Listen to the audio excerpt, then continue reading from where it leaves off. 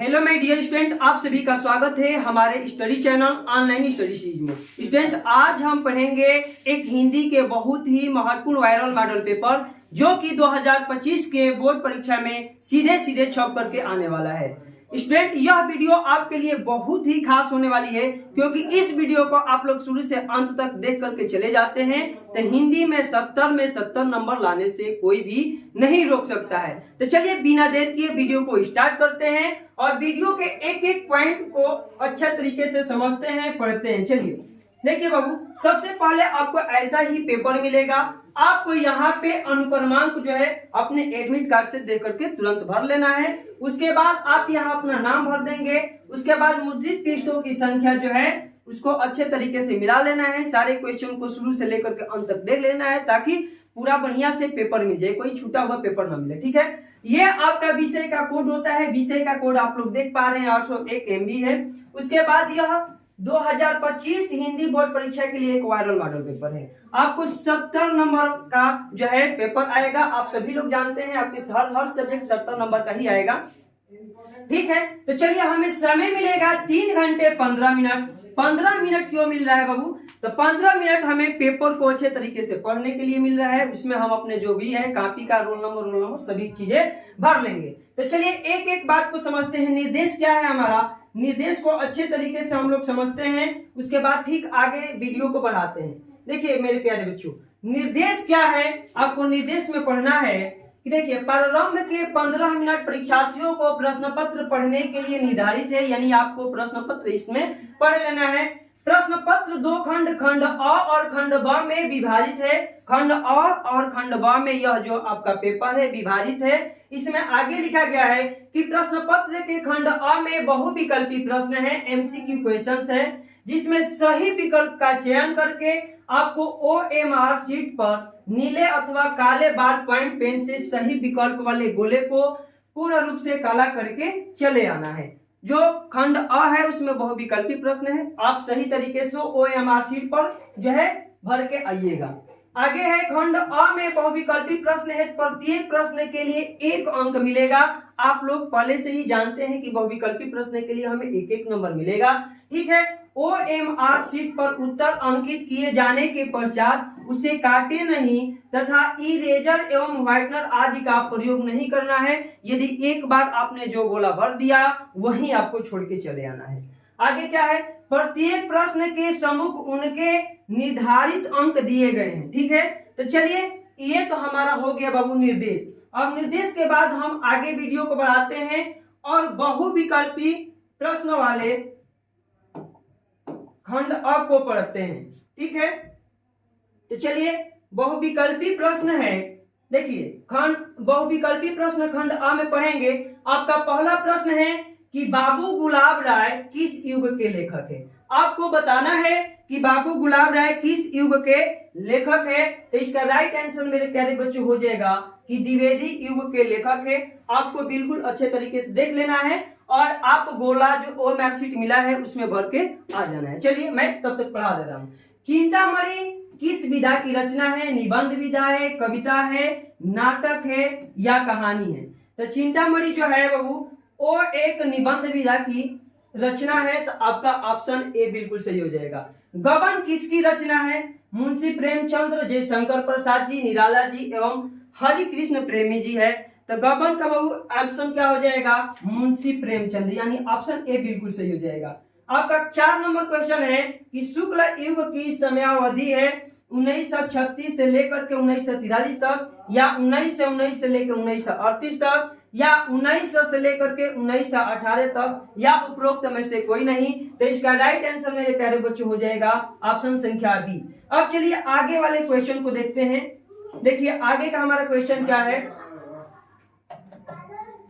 चलिए आगे का क्वेश्चन है बाबू, क्वेश्चन नंबर 5 की नीड़ का निर्माण फिर किस विधा की रचना है? जीवनी है, आत्मकथा है, साक्षात्कार या भेंट वार्ता है, या रेखा चित्र है? तो ये हो जाएगा बाबू की आत्मकथा है। क्या है? आत्मकथा है। ऑप्शन बी इसका बिल्कुल सही हो जाएगा। और क्वेश्चन संख्या 6 है कि प्रिय प्रवास किस युग की रचना है? प्रिय प्रवास किस युग की रचना है? इसके ऑप्शन की तरफ बढ़ते हैं। चलिए इसका ऑप्शन क्या क्या दिया रखा है प्रिय प्रवास के बारे में। ये दे रखा है द्विवेदी युग, भारतेंद्र युग, प्रतिगतिवादी युग या छायावादी युग। तो इसका राइट आंसर मेरे प्यारे बच्चों क्या हो जाएगा, द्विवेदी युग हो जाएगा। ऑप्शन ए बिल्कुल इसका सही हो जाएगा। चलिए अब आपका क्वेश्चन नंबर 7 है कि मधुशाला किसकी रचना है। मधुशाला किसकी रचना है, रामधारी सिंह दिनकर, हरिऔध या हरिवंश राय बच्चन या सुमित्रा नंदन पंत जी। तो इसका राइट आंसर बाबू हो जाएगा ऑप्शन सी, हरिवंश राय बच्चन की यह रचना है। भारत भारती किसकी रचना है, आपको बताना है। सियाराम शरण गुप्त, मैथिली शरण गुप्त, जयशंकर प्रसाद या महादेवी वर्मा। तो इसका राइट आंसर बी हो जाएगा बाबू कि मैथिली शरण गुप्त जी की है। आपका क्वेश्चन नंबर 9 है कि आधुनिक काल कब से कब तक का माना जाता है। तो इसका राइट ऑप्शन आपको ए लगा के चले आना है कि 1843 से अब तक के समय को हम लोग कहते हैं आधुनिक काल। अब आपका नेक्स्ट क्वेश्चन है, नेक्स्ट क्वेश्चन हम लोग प्यारे बच्चों देखते हैं। नेक्स्ट क्वेश्चन 10 वाले को देखते हैं। 10 नंबर हमारा क्वेश्चन क्या है कि मतीराम किस युग के कवि हैं, आधुनिक काल, आदिकाल, भक्ति काल या रीति काल। तो बाबू इसका राइट आंसर डी हो जाएगा कि रीति काल युग के कवि हैं। ऑप्शन डी बिल्कुल सही हो जाएगा। अब हास्य रस का अस्थायी भाव क्या होता है, शोक, रति, हास या निर्वेद। तो हास्य रस का अस्थायी भाव हास होता है। ऑप्शन सी बिल्कुल सही हो जाएगा। अब क्वेश्चन नंबर हम लोग 12 को पढ़ते हैं। सोहत ओढ़े पीक पत श्याम सुलोने गात, मनोनीन मणि शैल पर आतप प्रियो प्रकाश। इसमें पूछा है कि उपरोक्त पंक्तियों में कौन सा अलंकार है। तो इसका राइट आंसर बाबू हो जाएगा उत्प्रेक्षा अलंकार। यहाँ से आपको याद रखना है, कहीं पर भी मनो, जनो, मनहु, जनहु ये शब्द दिख जाए आपको तुरंत उत्प्रेक्षा अलंकार लगा करके चले आना है। चलिए अब आगे हम लोग बढ़ते हैं क्वेश्चन नंबर 13 की तरफ। चलिए मेरे प्यारे बच्चों क्वेश्चन नंबर 13 को देखिए। 13 क्या दिया है मेरे प्यारे बच्चों।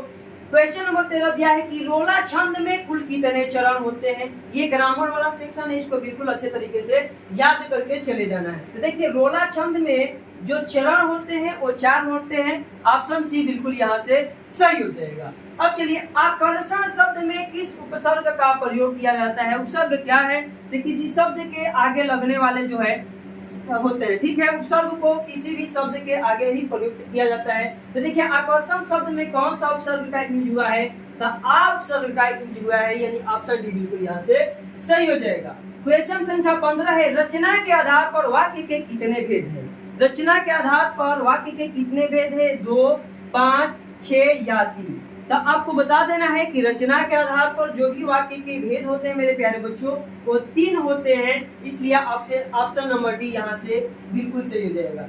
अब क्वेश्चन नंबर 16 है कि पीताम्बर में कौन सा समास है। तो पीताम्बर में कर्मधारय है, द्वंद्व है, बहुव्रीहि है या तत्पुरुष है। तो पीताम्बर में जो समास यूज हुआ है मेरे प्यारे बच्चों वो बहुव्रीहि समास यूज हुआ है। तो चलिए क्वेश्चन संख्या 16 तक देख लिए। अब हम लोग आगे बढ़ते हैं क्वेश्चन संख्या 17 जो कि बहुविकल्पी वाला है, ठीक है। अब बहुविकल्पी वाले क्वेश्चन 17 को देखते हैं। 17 हमारा क्या है मेरे प्यारे बच्चों कि आंसू का तत्सम रूप क्या है, अश्रु है, अंशु है, रोना है या आंख है। तो इसका आंसू का जो तत्सम रूप है वो अश्रु हो जाएगा। ऑप्शन ए बिल्कुल यहाँ से सही हो जाएगा। क्वेश्चन संख्या 18 है कि कर्तवाच्य में किसकी प्रधानता होती है। कर्ता की प्रधानता, कर्म की प्रधानता, भाव की प्रधानता या इनमें से कोई नहीं। तो यहाँ से राइट आंसर हो जाएगा कि कृत्यवाच्य में किसकी प्रधानता होती है, तो कर्ता की प्रधानता होती है। ऑप्शन ए बिल्कुल आपको सही से लगा देना है, ठीक है। अब क्वेश्चन संख्या 19 को हम लोग पढ़ते हैं। 19 नंबर क्वेश्चन क्या है मेरे प्यारे बच्चों, देखिए 19 नंबर क्वेश्चन है कि ताभ्या शब्द में वचन एवं विभक्ति आपको बताना है। तो ताभ्या शब्द में जो वचन और विभक्ति हो जाएगा चतुर्थी विभक्ति और बहुवचन हो जाएगा। तो यहाँ से राइट आंसर डी हो जाएगा। आगे पूछा है क्वेश्चन संख्या 20 और ये बहुविकल्पी का अंतिम क्वेश्चन है कि निम्नलिखित में से सर्वनाम है कौन सा, मनुष्य, बचपन, वह या इनमें से कोई नहीं। तो जो इसमें सर्वनाम है वह शब्द है, यानी ऑप्शन संख्या सी बिल्कुल सही हो जाएगा। अब हम लोग बहुविकल्पी वाले सेशन को बढ़िया से समझ लिए, पढ़ लिए। अब हम लोग आगे बढ़ते हैं जो जिसे हमें लिखित आंसर देना है। तो चलिए आगे हम लोग देखते हैं। देखिए आगे क्या है मेरे प्यारे बच्चों, आगे देखिए, आगे हमें दिया गया है वर्णनात्मक प्रश्न जो कि खंड ब से होने वाला है और यहाँ से हमें 50 नंबर मिलेंगे। 20 का तो हम लोग हल कर लिए। देखिए वर्णनात्मक प्रश्न में पहला ही प्रश्न क्या रखा गया है कि निम्नलिखित गद्यांश पर आधारित 3 प्रश्नों के उत्तर आपको देना है, यानी कि गद्यांश दिया हुआ है 2, ठीक है, और उसमें से किसी एक को हल करके चले आना है और प्रत्येक के लिए 3 प्रश्न पूछा जाएगा, प्रत्येक के लिए 2 नंबर करेक्ट करके मिलेगा तो आपको 6 नंबर मिल जाएगा। गद्यांश को पढ़ लेते हैं। यह कोई बात नहीं है कि एक स्वभाव और रुचि के लोगों में ही मित्रता हो सकती है। समाज में विभिन्नता देखकर लोग एक दूसरे की ओर आकर्षित होते हैं, यहाँ तक रेखांकित किया गया है, इस बात को समझना है। जो गुण हम में नहीं है, हम चाहते हैं कि कोई ऐसा मित्र मिले जिसमें वो सारे गुण हो। चिंताशील मनुष्य प्रफुल्लित चित्त का साथ ढूंढता है, निर्बल बलि का ढूंढता है, धीर उत्साही का ढूंढता है, ऊंचा आकांक्षा वाला चंद्रगुप्त युक्ति और उपाय के लिए चाणक्य का मुंह ताकता था। नीति विशारद अकबर मन बहलाने के लिए बीरबल की ओर देखता था। तो इस गद्यांश को हम लोग पढ़ेंगे और पढ़ करके अपने भाषा में जहां से जहां तक ये लगा है, रेखांकित हुआ है, वहां तक का अर्थ लिखना है। तो चलिए पहला इसका प्रश्न है कि उपयुक्त गद्यांश का संदर्भ लिखिए। संदर्भ में हम सभी बच्चे जानते हैं कि 2 बातें लिखना होता है। पहले कि पाठ का नाम क्या होना है और इसके लेखक कौन है। तो हम लोग सभी बच्चे जानते हैं कि यह गद्यांश पढ़े हैं, तो यह मित्रता पाठ से लिया गया है। तो लिखेंगे कि प्रस्तुत गद्यांश जो है हमारे पाठ्य पुस्तक हिंदी के गद्य खंड से मित्रता नामक पाठ से लिया गया है। और इसके लेखक की जब बात आएगी तो लेखक हम लोग याद करके बैठे पड़े हैं बाबू, ये आचार्य रामचंद्र शुक्ल जी है। तो आचार्य रामचंद्र शुक्ल, यहाँ से लेखक का नाम लिख देना है, ठीक है। तो इतना हो जाएगा आपका क्लियर। यहाँ से आपको पूरे के पूरे 2 नंबर मिल जाएगा। गद्यांश के रेखांकित अंश की व्याख्या अपने भाषा में लिख दीजिए कि सच बात है कि भाई ऐसा कोई स्वभाव या कोई बात नहीं होती है कि एक ही रुचि या एक ही सोच के लोग मित्र हो। अलग अलग रुचि और अलग अलग सोच के लोग भी मित्र हो सकते हैं। और समाज का स्थिति यह है कि लोग विभिन्नता को देख करके, अपने से अलग स्वभाव के भी लोगों को देख करके आकर्षित हो जाते हैं। तो जो मैं बोला यहीं तक आप लिख देंगे अपनी भाषा में, तो आपको यहाँ से 2 नंबर मिल जाएगा। तो इस तरह से रेखांकित अंश की व्याख्या कर देना है। लेखक के अनुसार समाज में विभिन्नता देखकर लोग एक दूसरे की ओर क्यों आकर्षित होते हैं भाई, क्योंकि वो सोचते हैं कि जो गुण उनमें नहीं है वो गुण उनके मित्र में मिल जाए। तो यही लिख देंगे कि लेखक कहना चाहता है कि जो गुण उसमें नहीं है वह किसी अन्य व्यक्ति में मिल जाए तो इस बात को देख करके उसके तरफ आकर्षित हो जाता है और मित्रता की बाहें फैला लेता है। तो यही लिख करके चले आना है। यहाँ से आपका पूरे के पूरे 6 नंबर मिल जाएंगे। ये एक गद्यांश है। दूसरा गद्यांश क्या दिया है, दूसरे गद्यांश को थोड़ा सा देख लीजिए। दूसरा गद्यांश है मेरे प्यारे बच्चों कि हे भगवान, अथवा में करके आना था, किसी एक को ही करना है। हे भगवान, तब के लिए विपद के लिए इतना आयोजन परम पिता इच्छा के विरुद्ध, इतना साहस पिताजी, क्या भीख ना मिलेगी, क्या कोई हिंदू भूपृष्ठ पर ना बचा रह जाएगा जो ब्राह्मण को 2 मुट्ठी अन्न दे सके, यह असंभव है। कह दीजिए पिताजी, मैं कांप रही हूँ। ठीक है, इसकी चमक हमारे आंखों को अंधा बना रही है। तो हम लोग जानते हैं कि कौन सा पाठ है। तो यह जो पाठ से लिया गया है मेरे प्यारे बच्चों, वो है ममता। कौन सा? तो ममता। और इसके लेखक जो है जयशंकर प्रसाद जी हैं। तो यहाँ से आप लोग गद्यांश लिख लीजिएगा और पहले की अपेक्षा जैसे मैंने समझाया अपने भाषा में जो रेखांकित किया गया है उसका अर्थ लिख करके चले आना है। तो बिल्कुल ऐसे कर लीजिएगा, किसी एक को करके आइएगा मेरे प्यारे बच्चों, आपको 6 नंबर मिल जाएगा। चलिए अब हम आगे बढ़ते हैं। ये अगला जो हमारा क्वेश्चन दिया गया है मेरे प्यारे बच्चों, दिया गया है कि दिए गए पद्यांश पर आधारित 3 प्रश्नों के उत्तर दीजिए। ठीक है, 2 पद्यांश आपको दिया रहेगा और यहाँ से आपको 6 नंबर ही मिलेगा। चलिए पद्यांश पहला क्या है कि चरण कमल बंधो हरिराई, जाकी कृपा पतगिर लौभे, अंधे को सब कुछ दर्शाई, बहिरो सुने गूंगी पुनि बोले, रंग चले सिर छत्र धराई, सूरदास स्वामी करुणामय, बार बार बंधो तिहि पाई। तो इस पद्यांश का हमें क्या करके आना है, तो इस पे 3 जो है प्रश्न दिए हैं, तीनों प्रश्नों का उत्तर लिख करके चले आना है।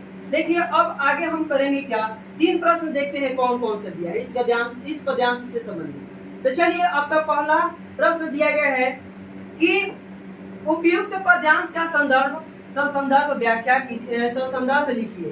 तो देखिए हम लोग जानते हैं कि कहाँ से लिया गया है, तो पद नामक शीर्षक से लिया गया है।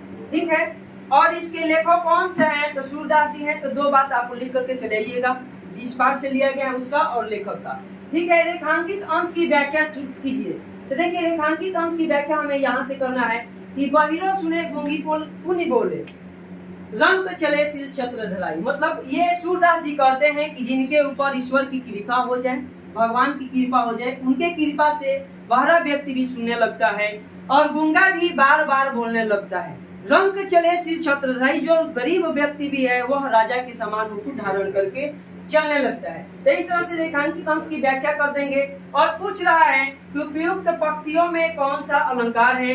तो यहाँ रूपक अलंकार है। कौन सा अलंकार है बाबू मेरे प्यारे बच्चों? तो रूपक अलंकार है। इस तरह से तीनों का आंसर दे करके चले आएंगे। अब चलिए अथवा करके जो पद्यांश हमें दिया गया है उस पद्यांश को हम लोग पढ़ लेते हैं। अथवा करके हमें पद्यांश दिया गया है कि सुनि सुंदर बैन सुधारस साने सियानी है, जानकी जानी भली तिरछे करी नैन तिन्हे समुझाई कुछ मुस्काई चली, तुलसी ते ही अवसर सेवी रामे अवलोकत लोचन ना हुवली, अनुराग तड़ाक में भानु उदय विकसी मन मंजुल कंज चली। ठीक है, तो पहले की बात इसका भी हमें आंसर लिख करके चले आना है। ठीक है, तो इस तरह से जो भी पद्यांश है दोनों में से किसी एक को करके चले आइएगा मेरे प्यारे बच्चों। अब आगे हम लोग बढ़ते हैं। तो चलिए आगे हमारा प्रश्न संख्या 3 क्या है? 3 दिया है कि दिए गए संस्कृत पद्यांश में किसी एक का संदर्भ सहित हिंदी में अनुवाद कीजिए। यहाँ भी दो करके दिया रहेगा, अथवा करके किसी एक का करके आना है। लिखा है कि ऐसा नगरी भारतीय संस्कृत भाषा केंद्र असलम अस्ति। ठीक है, इति एव संस्कृत वांगमस्य संस्कृते आलोका सर्वत्र परिष्यन्त मंगल युवराजा दारा सिकोह अत्रागत्य भारतीय दर्शनम संस्करणम अध्ययनम अकरोत् तसेता ज्ञानेन तथा प्रभावित अभवत यत्र तेन उपनिषदाम अनुवादः फारसी भाषायां करत। देखिए इसका हमें क्या क्या करके आना है। तो पहले हम इसका संदर्भ लिखेंगे। ठीक है, इसका भी 3 क्वेश्चन दिया रहेगा। संदर्भ लिखना है, इसकी हिंदी व्याख्या करके चले आना है। तो चलिए किसी एक का करके आइएगा, अथवा दूसरा करके दिया है कि मानव जीवन से संस्करण संस्कृत अस्माकः पूर्वजा मानव जीवन संस्कृत महानता प्रयत्नम अकुर्वन्। तो अस्माकः जीवन से संस्करण यानी अचरान विचरान च अदर्शनम तंत्र सर्वम अकमास संस्कृत। ठीक है, अब कह रहा है कि दिए गए संस्कृत पद्यांश में से किसी एक का संदर्भ सहित हिंदी व्याख्या कीजिए। तो पहले या दूसरे किसी एक का आपको संदर्भ लिख लेना है। तो देखिए पहला कौन सा है? तो ब्रांसी वाला पाठ से लिया गया है और दूसरा क्या है? तो भारतीय संस्कृति पाठ से लिया गया है। तो ठीक है, आपको संदर्भ लिख देना है और इसका हिंदी में अनुवाद करके चले आना है। आपको पूरे के पूरे 5 नंबर जो है मिल जाएंगे। ठीक है, अब चलिए क्वेश्चन संख्या 4 को पढ़ते हैं। क्वेश्चन संख्या 4 हमारा बाबू क्या दिया गया है कि दिए गए संस्कृत पद्यांश में से किसी एक का संदर्भ सहित हिंदी में अनुवाद कीजिए। मानव हित्वा प्रियो भवन्ति क्रोध हित्वा न शोचन काम हित्वार्थम भवन्ति लोभ हित्वा सुखी भव। अथवा करके दिया है कि सर्वे भवन्ति सुखिनः सर्वे संत निरामया सर्वे भद्राणि पश्यन्तु मा कश्चित् दुर्भाग् भवेत्। यहाँ से भी आपको 5 नंबर मिल जाएगा।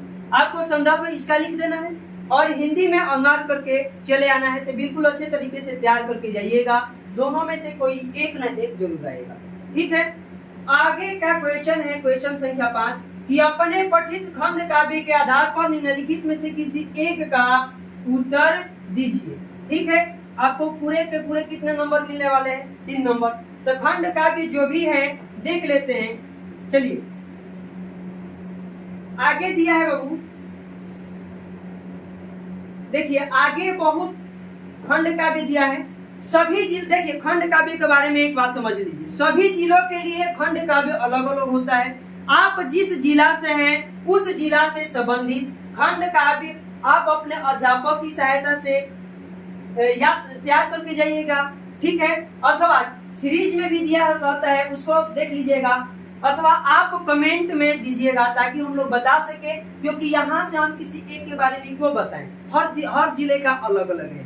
तो अपना ये वाला सेशन जो है अपने अच्छे तरीके से तैयार करके चले जाना है। चलिए अब क्वेश्चन संख्या आगे की तरफ बढ़ते हैं। तो क्वेश्चन संख्या आगे हमारा जो वो है, देखिए